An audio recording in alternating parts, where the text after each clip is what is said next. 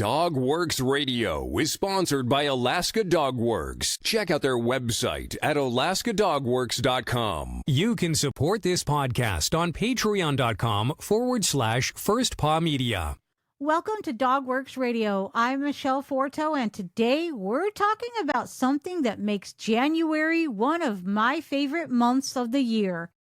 January is officially National Train Your Dog Month. From First Paw Media, sponsored by Alaska Dog Works Professional Canine Training Center in Anchorage, Alaska. This is Dog Works Radio, committed to families and their dogs to build lifelong and fulfilling relationships. Visit our website at dogworksradio.com. Now here are your hosts, Robert and Michelle Forto. Now, before you roll your eyes and think this is just another made-up holiday, stick with me. National Train Your Dog Month actually serves a real purpose. It exists to remind dog owners that training is not optional. It's not a luxury, and it's not something you only do when problems show up. Training is the foundation of a good life with a dog. January is the reset button. Humans make resolutions this time of year. We want better routines, better habits, and better outcomes. Dogs benefit from that same mindset. When we slow down after the holidays and get intentional again, training fits naturally into daily life. At Alaska Dog Works, we've always said that training is about communication, not control. National Train Your Dog Month highlights that idea perfectly. Now, let's talk about why this month exists and why it matters so much. Trainers created the concept of National Train Your Dog Month to encourage responsible dog ownership. Over the years, too many dogs ended up surrendered, rehomed, or labeled problem dogs because simply they were never taught how to live successfully with humans. Most behavior problems don't come from bad dogs. They come from confusion, inconsistency, or unrealistic expectations. Dogs are competent learners, but they don't automatically know how we want them to behave. Sitting calmly while guests arrive, walking politely on leash, or coming when called are not natural behaviors. They are taught skills, and skills require practice. One of the biggest myths we hear is that dogs will grow out of bad behavior. The reality is that behaviors that are practiced get stronger. January is a great time to interrupt that cycle and intentionally teach what you do want instead. Another reason training matters is emotional health. A trained dog is a confident dog. When a dog understands expectations, the world becomes predictable, and predictability reduces anxiety. Anxiety is at the root of many unwanted behaviors, including reactivity, barking, destruction, and even aggression. Training isn't about turning dogs into robots. It's about giving them clarity.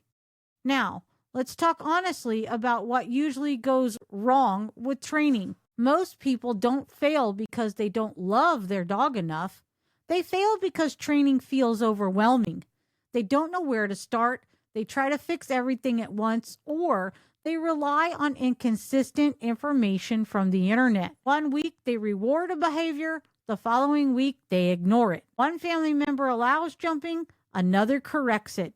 From the dog's perspective, that's chaos. That's why we encourage people to think small and think clearly. To listen to this episode without ads, please consider joining the PAC membership. We are going to take a short break, and we will be right back. Here's to the adventure-seeking dog mushers out there. The hundreds of you who stand on the runners dreaming and thinking about the Northern Lights. Of course, there is something else you can do if you've got something to say. Start a podcast with First Paw Media and harness your creative side.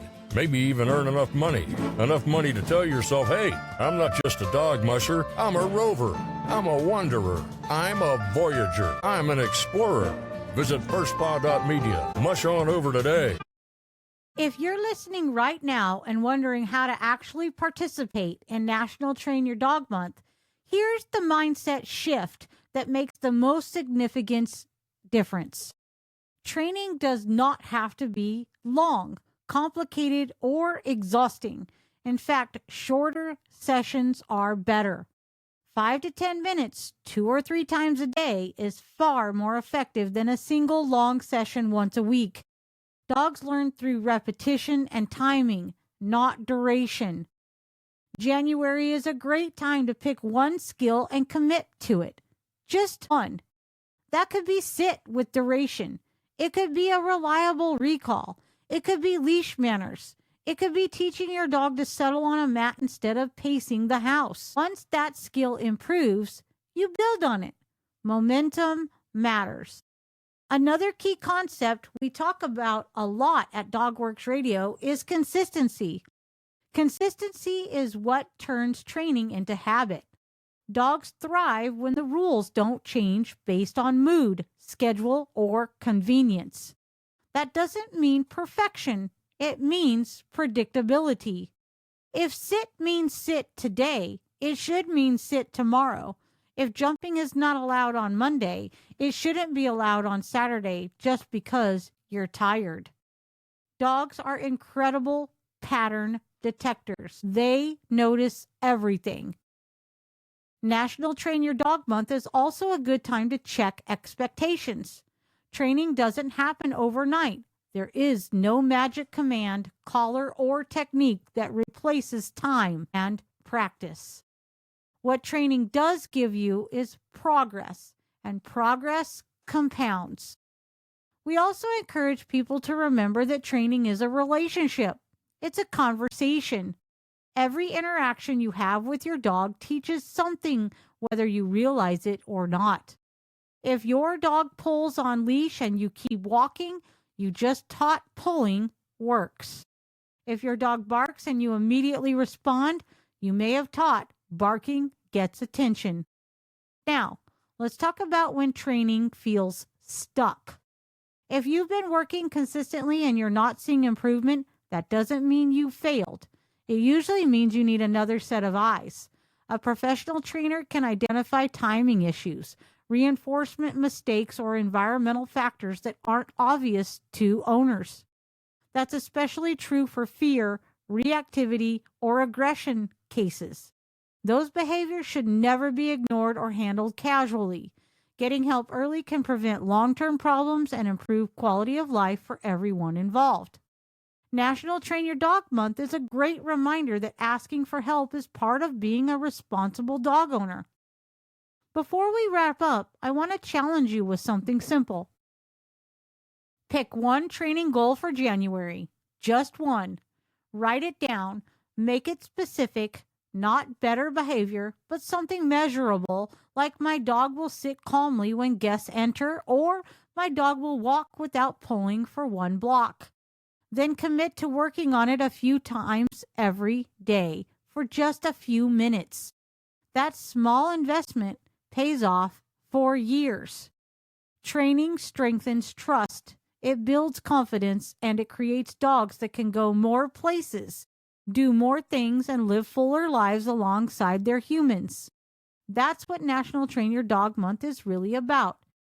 If you'd like help creating a training plan that fits your dog, your schedule, and your goals, we invite you to book a free discovery call with us at alaskadogworks.com. We're happy to talk through where you are and where you want to go. Thanks for listening to DogWorks Radio. Keep training, keep learning, and we'll see you next time. From First Paw Media, this is DogWorks Radio. We hope you enjoyed this podcast, and we invite you to subscribe in Apple Podcasts, Spotify, or wherever you get your podcasts. You'll find a link on the episode notes. You can tap or swipe on the episode cover art, and you'll see some offers from our sponsors. You can support our show by supporting them. If you like what you have heard, we would love it if you could give us a 5-star rating and tell your friends how to subscribe too. Your hosts are Robert and Michelle Forto. Our producer is Robert Forto and created for First Paw Media.